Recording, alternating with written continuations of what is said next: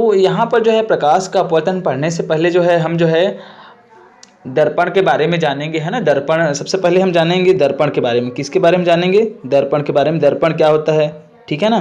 तो दर्पण क्या होता है सबसे पहले जान लीजिए, है ना।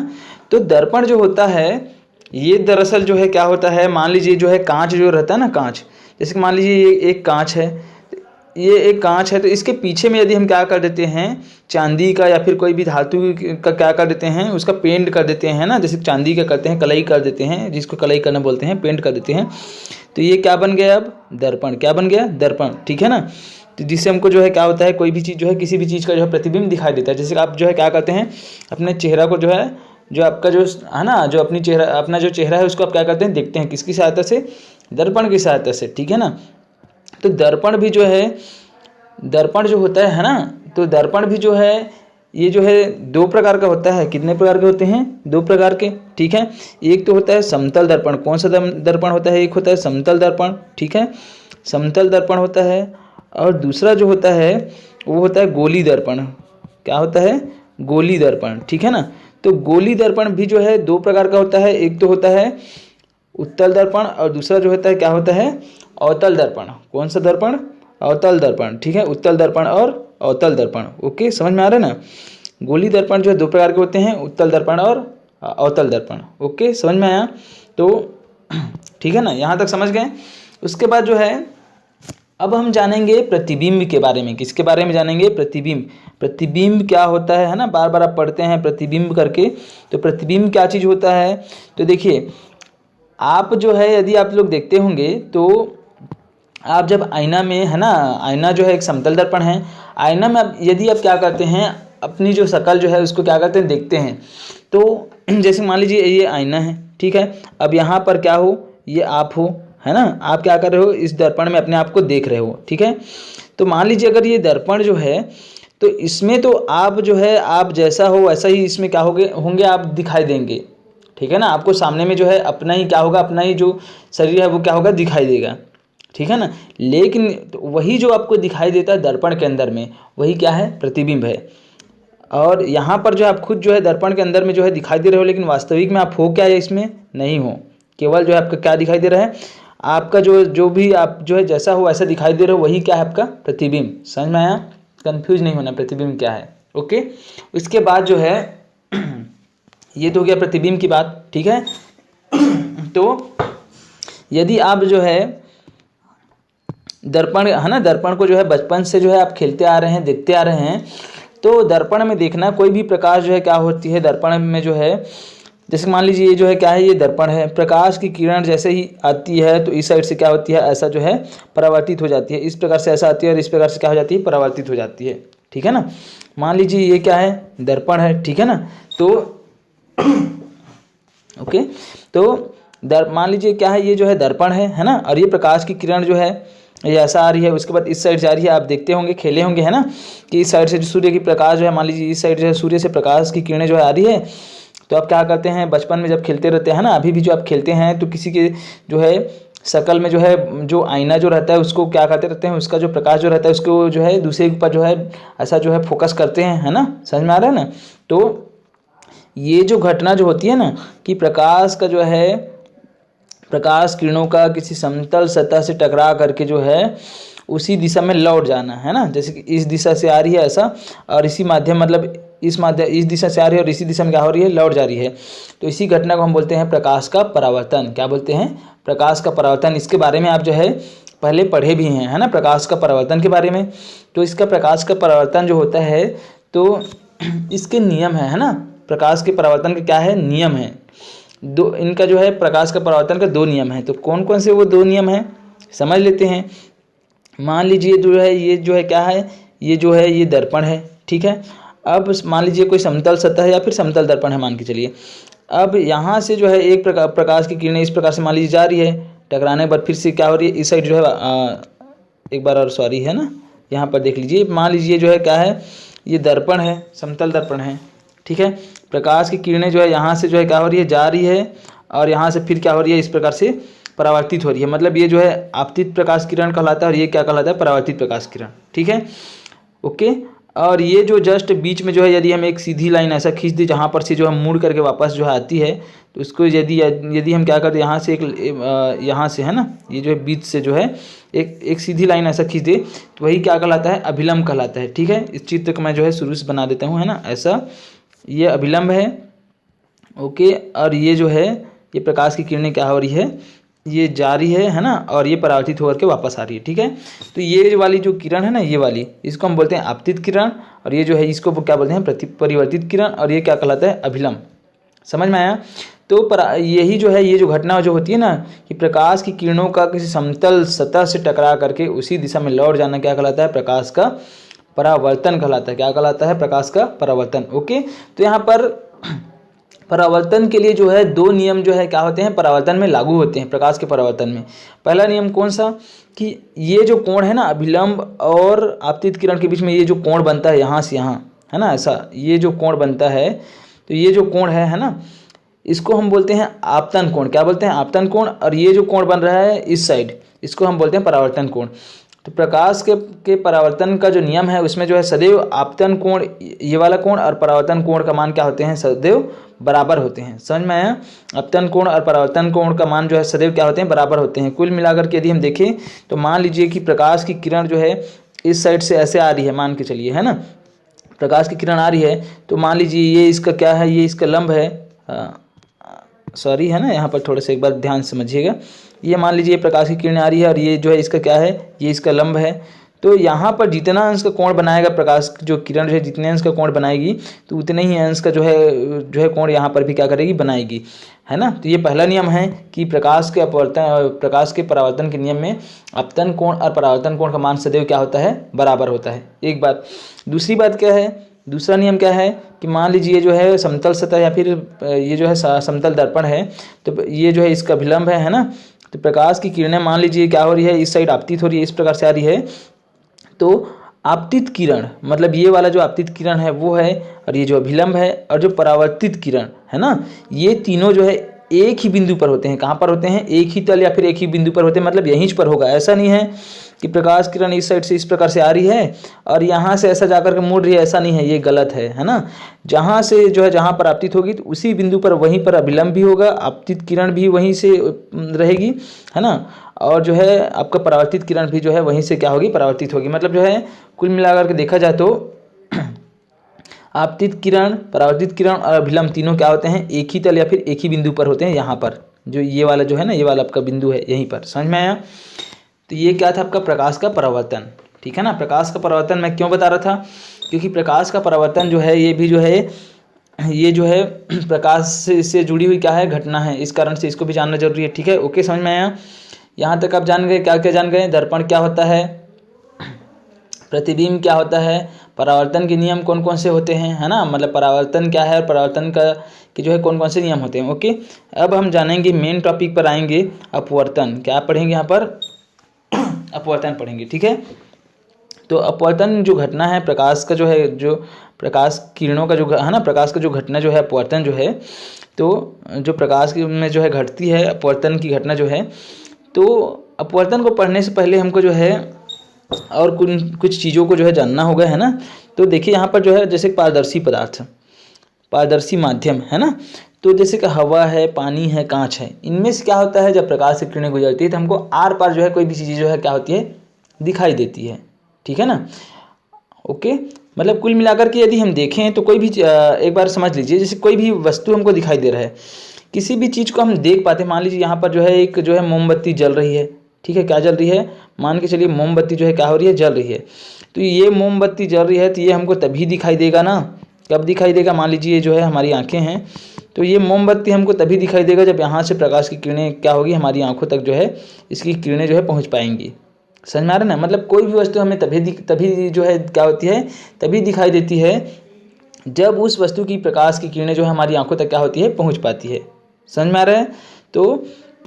तो इसके लिए जो है देखिए हमको जो है पारदर्शी माध्यम की आवश्यकता पड़ती है ना। अपवर्तन का जो नियम है उसको जो है सत्यापित करने के लिए या फिर जो है समझने के लिए जो है हमको सबसे पहले जानना होगा माध्यम के बारे में। तो देखिए जैसे हवा है, पानी है, कांच है, इन सब चीज़ों से हमको क्या होता है, आर पार दिखाई देता है ना। कोई भी चीज़ जो हमको आर पार दिखाई देता है, मतलब प्रकाश जो है जो ये जो माध्यम है यहाँ से जो है आर पार क्या हो सकते हैं, इसी कारण से हमको क्या होगा, दिखाई देगा।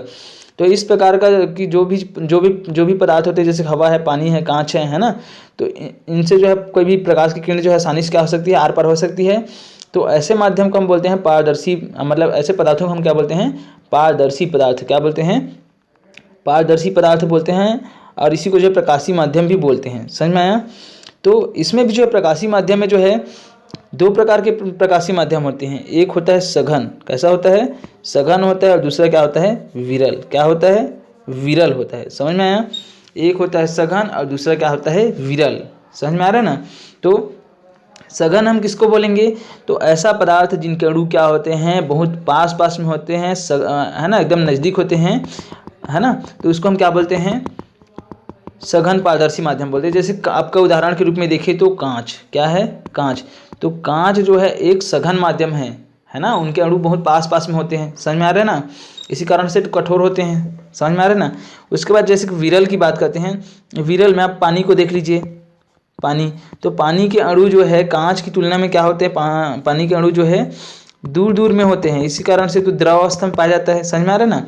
और इससे भी जो है ज़्यादा विरल माध्यम कौन सा होता है, हवा, है ना, हवा होता है। हवा में जो है, गैस में जो है अणु जो है और दूर दूर में होते हैं, इस कारण से तो वो गैसीय अवस्था में होते हैं। समझ पा रहे हैं ना। तो ये क्या हो गया कि जो प्रकाशीय माध्यम होते हैं वो भी जो है सघन और विरल प्रकार के होते हैं, अलग अलग। समझ में आया। अब उसके बाद जो है यहाँ पर जो है हम कुछ क्रियाकलाप करेंगे और उसके माध्यम से जो है अपवर्तन का नियम को जो है, अपवर्तन जो है उसको, जो घटना है अपवर्तन की घटना उसको समझेंगे।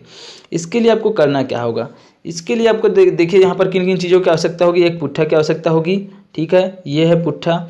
एक कांच का गिलास, एक कांच की एक गिलास की आवश्यकता होगी, तो ये जो है कांच का गिलास है, ठीक है ना, समझ में आ रहा है। और इसके अलावा जो है पानी की आवश्यकता होगी, ठीक है, इसमें पानी भरा हुआ है, और पिन की आवश्यकता होगी, और 1 चम्मच दूध की आवश्यकता होगी। अब हमको करना क्या है, ध्यान समझते चलिएगा, ठीक है, बहुत इंटरेस्टिंग टॉपिक है, और एक बार समझ गए तो आप जो है भूलोगे नहीं कभी अपवर्तन को, ठीक है। तो देखिए, जब क्रियाकलाप हम करते हैं तो एक पुट्ठा लेते हैं, इस पुट्ठा में जो है एक पिन की सहायता से एक छेद कर देते हैं, ठीक है, क्या कर देते हैं, छेद कर देते हैं। और ओके, तो इसको छेद कर देते हैं पुट्ठा को। उसके बाद आपको क्या करना है, ये गिलास लेना है, क्या लेना है, गिलास लेना है। गिलास में जो है 1 गिलास पानी भर देना है, और पानी भरने के बाद आपको क्या करना है, इसमें जो है पानी जो है, जैसे कि 1 गिलास ले लिए, ये 1 गिलास ले लिए, इसमें पानी भर दिए, क्या भर दिए, पानी भर दिए।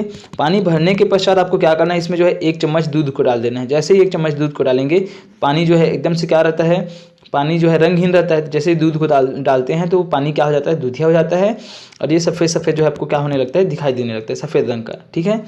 अब आगे आपको क्या करना है, एक टार्च लेना है, और टार्च लेने के पश्चात जो है पुट्ठा को जो है जस्ट गिलास के सामने में इस प्रकार से थोड़ी सी दूर में रखना है ना, थोड़ी दूर में। और उसके बाद टार्च को क्या करना है, जलाना है, ठीक है। ओके, समझ में आ रहा है ना। आप इस क्रियाकलाप को किसी अंधेले स्थान में, जहाँ पर जो है प्रकाश मतलब जो है अंधेला हो, है ना, कहीं पर, वहाँ पर आप क्या कर सकते हैं, कर सकते हैं। समझ में आ रहा है ना। तो जैसे ही आप क्या करेंगे, ये पुट्ठा जो है इसको जो है गिलास से थोड़ी दूर पर रख कर क्या करेंगे, आप जो है जो आलपीन से जिसमें छेद किए हैं उसमें प्रकाश जो टार्च रहता है, टार्च के प्रकाश को क्या करेंगे, इस पर आपतित करेंगे। तो यहाँ से बाकी प्रकाश तो रुक जाएगी इस साइड, लेकिन जो एक प्रकाश जो है जहाँ पर आप छेद किए हैं, तो वहाँ से क्या होगी, गिलास में जो है क्या होगी, प्रकाश की किरणें जो है आपतित होगी, ठीक है, गिलास में आपतित होगी।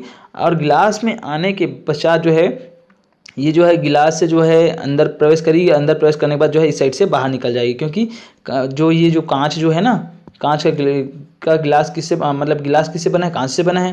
कांच पारदर्शी माध्यम है ना, प्रकाशीय माध्यम है, मतलब पारदर्शी माध्यम है। इस कारण से जो मतलब जो प्रकाश की किरणें जो है क्या होती है, इसमें प्रवेश करती है। प्रवेश करने के बाद जो है फिर आगे जो है क्या है, कांच के बाद जो है पानी है, तो पानी भी एक पारदर्शी माध्यम है। तो यहाँ से फिर से पानी से क्या कर लेती है, ये जो है आगे बढ़ जाती है, और आगे बढ़ने के बाद फिर कांच है, तो कांच से फिर क्या हो जाती है, ये जो है इस साइड बाहर निकल जाती है। समझ में आ रहा है। यदि हम इसको जो है ऊपर से देखते हैं, ऊपर से, समझ में आ रहा है ना, जैसे कि ये जो चित्र आपको दर्शाया गया है, तो ये गिलास अगर जो है ऐसा एक साइड से देखते तो ऐसा दिखाई देता, लेकिन आपको ऐसा छोटा सा दिखाई दे रहा है ना, क्योंकि इसको ऊपर से जो है यदि हम देखेंगे कांच का गिलास, और ये जो सिस्टम हम बनाए हैं, तो इसी प्रकार से आपको क्या होगा, दिखाई देगा। तो यहाँ पर यदि हम बात करें, तो यहाँ पर हम देखते हैं तो हमको क्या दिखाई दे रहा है, यहाँ पर हमको एक चीज़ जो है साफ साफ दिखाई दे रही है कि प्रकाश किरण जैसे ही क्या करती है, यहाँ से जो है कहाँ पहुँचती है, जैसे ही प्रकाश की किरण जो है कांच में पहुँचती है, कांच में पहुँचने के पश्चात ये क्या हो जाती है, मुड़ जाती है। क्या हो जाती है, मुड़ जाती है। और मुड़ने के पश्चात जो है जैसे ही मुड़ती है तो मुड़ करके जो है पानी जो माध्यम है वहाँ से जो है फिर से यहाँ तक पहुँचती है, और उसके बाद जो है जैसे ही पानी से फिर कांच में प्रवेश करती है तो क्या हो जाती है, फिर से जो है मुड़ जाती है। समझ में आ रहा है ना। इससे हमको ये पता चल रहा है कि प्रकाश क्या करती है, जब भी प्रकाश जो है चलती है तो एक तो माध्यम पर जो है ये क्या करती है, डिपेंड रहती है, मतलब माध्यम पर निर्भर करती है। तो देखिए यहाँ पर जो है सघन माध्यम से जो है ये क्या हो रही है, पहले कांच सघन माध्यम है, फिर पानी विरल माध्यम। तो यहाँ से जो है ये क्या हो जाती है, मुड़ जाती है, फिर जो है दूसरा पानी से जो है फिर कांच आ जाता है यहाँ पर। तो यहाँ पर कांच आ जाता है तो फिर यहाँ से क्या हो जाती है, मुड़ जाती है ना। तो इसी को यदि हम जो है यही जो घटना है इसको हम क्या बोलते हैं, अपवर्तन। क्या बोलते हैं, अपवर्तन। मतलब जो है जब प्रकाश की किरण क्या होती है, एक प्रकाशी माध्यम से, है ना, प्रकाशी माध्यम पहले कांच है, यहाँ पर देखिए ये जो है कांच है, कांच के बाद फिर से पानी है, फिर कांच है ना। तो कुल मिलाकर के यदि देखें कि जब प्रकाश की किरण क्या होती है, एक पारदर्शी माध्यम, मतलब कांच यहाँ पर मान के चलिए, है ना, या फिर जो है आप मान के चलिए यहाँ से, है ना, ये पहले क्या है, इधर हवा है ना, हवा पहले सॉरी यहाँ पर है ना हवा। तो हवा को यदि हम देखें, पहले क्या है, जब प्रकाश की किरण जो है इस साइड आती है सबसे पहले हवा पड़ता है ना। प्रकाश की किरणें जो है हवा से गुजरती है, फिर कांच में प्रवेश करती है, फिर पानी में, फिर कांच में, फिर जो है हवा में, है ना। तो जब प्रकाश की किरण क्या होती है, एक प्रकाशीय माध्यम से दूसरे प्रकाशीय माध्यम में जाती है तो वह दोनों माध्यमों के संपर्क तल पर क्या हो जाती है, मुड़ जाती है।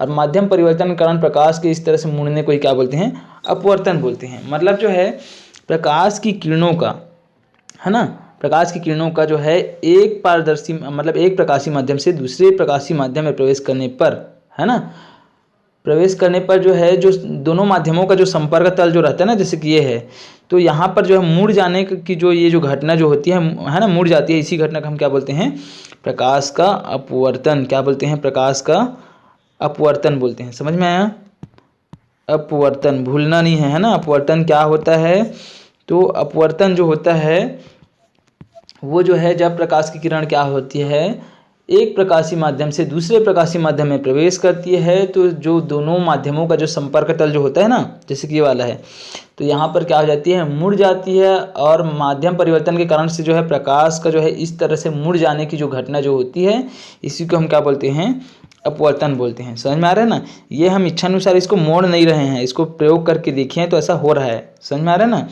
तो यही जो घटना होती है क्या कहलाता है, प्रकाश का अपवर्तन। समझ में आया, क्या कहलाता है, प्रकाश का अपवर्तन। ओके, उसके बाद जो है यहाँ पर एक क्रियाकलाप और देख लेते हैं, ये समझ गए होंगे आप जो है ना।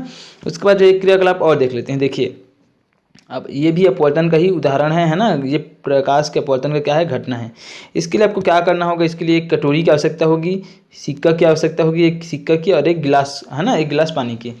तो अब आपको क्या करना है, देखिए यहाँ पर जैसे मान के चलिए, उदाहरण के माध्यम से समझिएगा। पहले हम क्या कर लेते हैं, एक कटोरी लेते हैं, कटोरी में क्या कर देते हैं, एक सिक्का को डाल देते हैं, जैसे कि ये डला हुआ है ना। ओके, तो इसमें सिक्का डला हुआ है। अब इस सिक्का को क्या करना है, ये जो सिक्का है इसको जो है हम यहाँ से जो है हमको देखना है एक साइड से। अब जो है हम देखते हैं तो क्या हमको अगर शुरू में सिक्का दिखाई दे रहा है ना, मतलब जो है मान के चलिए आप जो है आपको करना क्या है, ध्यान समझिएगा ना, एक बार शुरू से बता रहा हूँ। आपको एक कटोरी लेना है, कटोरी लेने के पश्चात उसमें क्या करना है, एक सिक्का को डाल देना है। ठीक है, सिक्का को डालने के पश्चात जो है इसमें जो है इस कटोरी में जो है लगभग जो है आधा पानी भर दीजिए।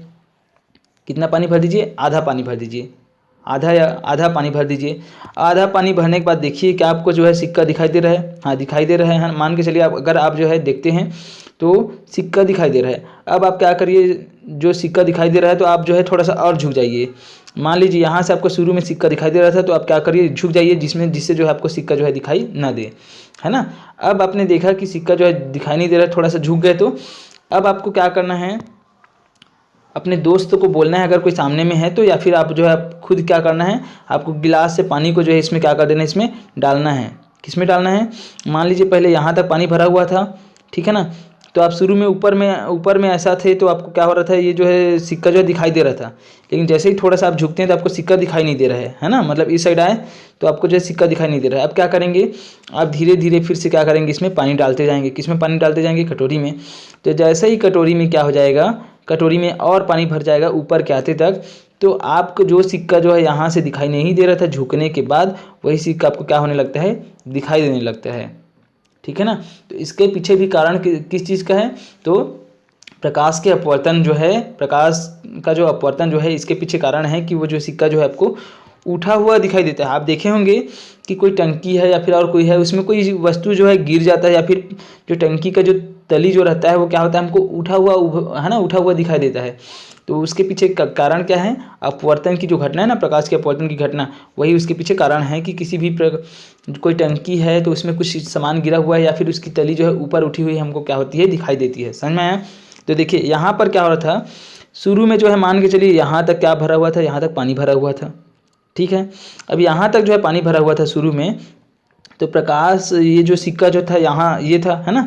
तो जब सिक्का से जो है प्रकाश की किरणें जैसे ही यहाँ पर जा रही थी, यहाँ जैसे ही पहुँच रही थी, तो यहीं से क्या हो रही थी, चूँकि पानी यहीं तक भरा था ना शुरू में, तो माध्यम बदल रहा है अब, चूँकि यहाँ तक पानी भरा हुआ था, इस कारण से जैसे ही जो है प्रकाश की किरण जो है एक माध्यम से जो है एक प्रकाशीय माध्यम से हवा आ रहा था उसके बाद, तो यहीं से ऐसा मुड़ रही थी। तो इसी कारण से जो है हमको जो है शुरू में जो है क्या नहीं, पानी कम था तो हमको जो है नीचे तली से जो है दिखाई नहीं दे रहा था, लेकिन जैसे ही हम क्या कर देते हैं, पानी जो है और भर देते हैं, तो अब जो है पानी पहले यहाँ तक थी, यहाँ तक, अब पानी जो है कहाँ तक पहुँच चुकी है, यहाँ तक पहुँच चुकी है।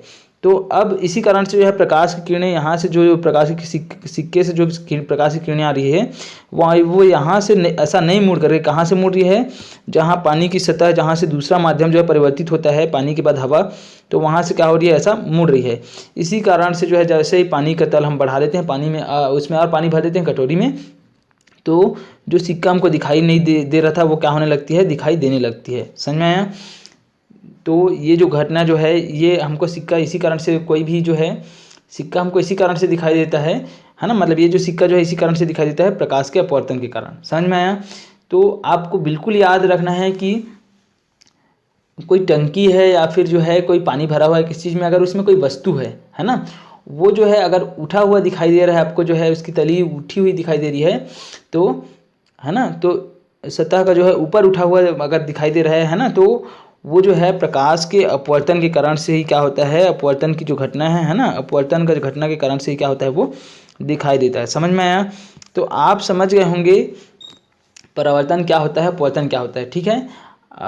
इसके बाद जो है नेक्स्ट जो है कांच के गुटके से जो प्रकाश का अपवर्तन है, इसको नेक्स्ट क्लास में पढ़ेंगे। ठीक है।